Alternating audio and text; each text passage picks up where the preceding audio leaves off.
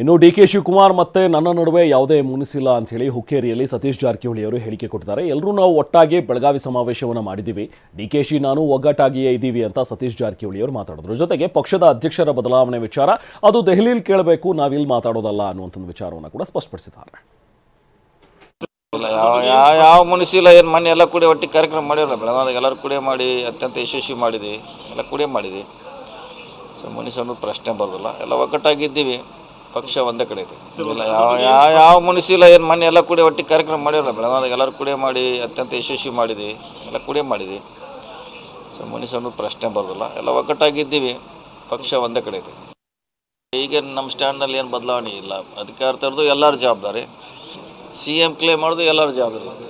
ನಾವು ಕ್ಲೇಮ್ ಮಾಡ್ತೀವಿ ಅಂತೇಳಿ ಅಭ್ಯರ್ಥಿ ಅಂತ ಹೇಳಿದ್ವಿ, CM ಆಗ್ತೀವಿ ಅಂತೇಳಿಲ್ಲ.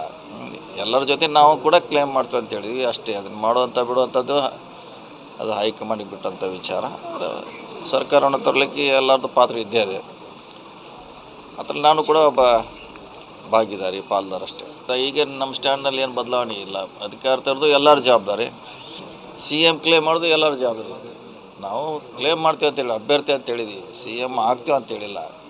ಎಲ್ಲರ ಜೊತೆ ನಾವು ಕೂಡ ಕ್ಲೇಮ್ ಮಾಡ್ತೀವಿ ಅಂತ ಹೇಳಿದ್ವಿ ಅಷ್ಟೇ. ಅದನ್ನು ಮಾಡುವಂಥ ಬಿಡುವಂಥದ್ದು ಅದು ಹೈಕಮಾಂಡಿಗೆ ಬಿಟ್ಟಂಥ ವಿಚಾರ.